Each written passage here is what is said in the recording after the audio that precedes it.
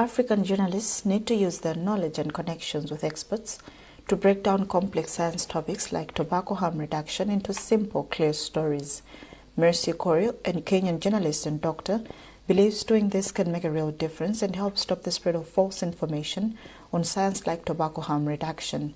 Kondwani Chinele has compiled this report, read by Austin Kachpeya. In her presentation at the Technovation Smoke-Free Conference by Philip Morris International in Cape Town, South Africa recently, Dr. Mercy Korio said the media is privileged to verify and clarify the research findings for combustible cigarettes' effects on health in comparison with electronic cigarettes. The conference aimed at strengthening dialogue and collaboration towards a smoke-free future focused on Africa, including Malawi, where many smokers are at higher risk of developing combustible cigarette-caused illnesses due to their lack of exposure to less harmful alternatives.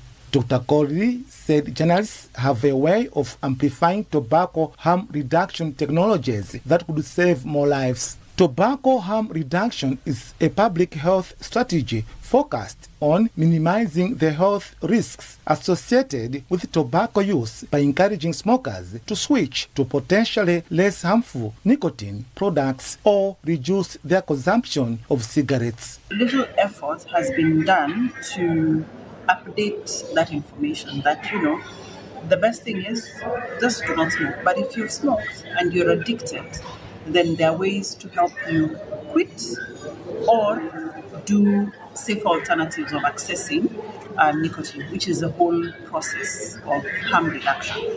So I think it stems from just the society that we live in, not necessarily from media coverage and journalists. But now we stand at a point where, as media, as journalists across Africa, including Malawi, we know what's happening. We know the developments and the innovation that are there in the tobacco industry. Then it's up to us to make sure that this information is now with the public.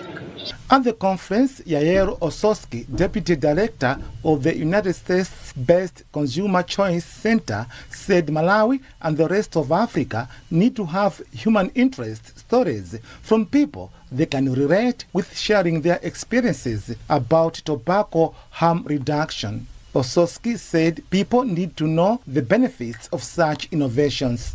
The best practices is individual stories, people telling their stories. Everyone knows someone who has smoked, someone who might have gotten ill, and had they learned about or known about an alternative product, they actually would have had a chance. And they would have something that would improve their life, that would make them live longer. And I think those individual stories are really important, because that's sincerely how you make impact. The World Health Organization, WHO, says there's an increase in smoking rates in sub-Saharan Africa countries like Malawi, where there are 84 million smokers.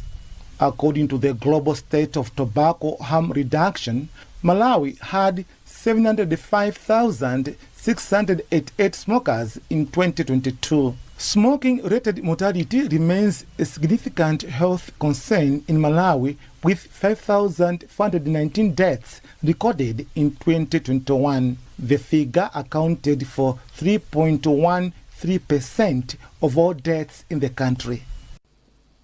You are watching the lunch hour edition of MPC News. A reminder of our top stories.